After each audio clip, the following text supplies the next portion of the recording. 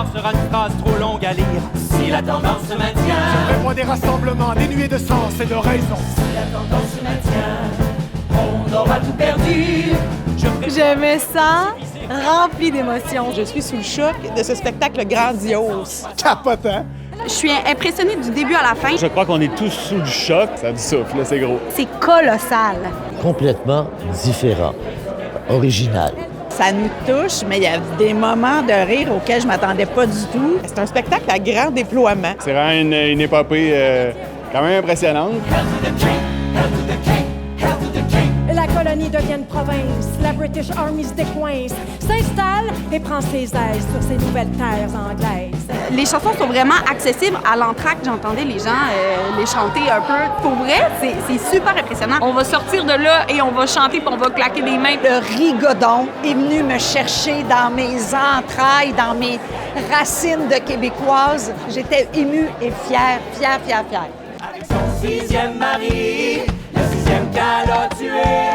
Par une belle journée d'étable, elle s'est dit: hey, j'ai l'idée de l'enfourcher à Winneha! Avec une bébine dans le ventre, le goût d'un cheval ferré. Oh, mais la sorcière, elle croche la volade d'Audier, avait juste à rester casée. La beauté des costumes, mais la mise en scène, les gestes. Je trouve que les costumes sont beaux, les personnages sont le fun aussi. Il y a quelque chose avec tous ces corps qui bougent et ces bras et ces mains qui, moi, me séduisent totalement. Je vous offre le monstre.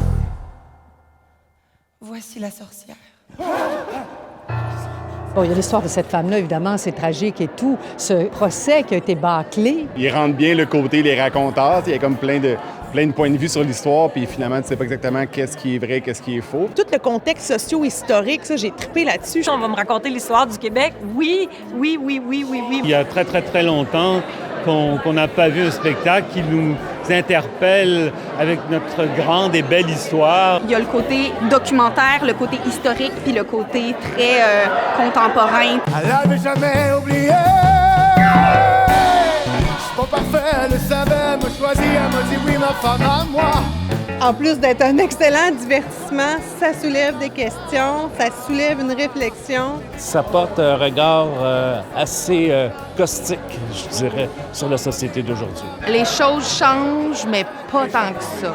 Cette fougue qui mène les femmes, justement, à dénoncer des enjeux très actuels en ce moment. Il y a des gens qui sont sur une scène présentement après 260 ans et qui dénoncent une situation. Là, on est en 2022, puis aux États-Unis, on vote comme quoi que les femmes n'ont pas le droit de se faire avorter. Je me disais, ça change, mais pas. Devant une paroisse qui s'engraisse à coups de ragot. Devant un fleuve qui a plus assez de courant pour écouler les morts. Je parlerai la même langue que vous. La Corriveau, elle est jeune, elle est belle, elle est bonne. Son interprétation est pleine de sentiments, pleine de vigueur, pleine de force, pleine de vérité. Il y a un fil conducteur de l'émotion, de la qualité absolue. Le cœur me bat très fort. On pleure, on rit. On vit plein d'affaires. Je pense vraiment que ça peut marquer l'histoire de la comédie musicale au Québec. C'est hallucinant qu'on ait droit à ça ici au Québec. C'est un spectacle à voir. C'est un spectacle que je vais retourner voir. J'espère de tout mon cœur que le public québécois va aller voir ce spectacle-là. C'est vraiment de la haute voltige. De grandes performances. Un spectacle qui doit faire le tour du monde. Un méchant show. Je connais pas les tunes. C'est la première fois que je les entends, mais je les ai déjà dans la tête. Le Corriveau. Fait que ça marche, ça nous brainwash. Ça marche, j'ai hâte de vous voir. Yes, bravo.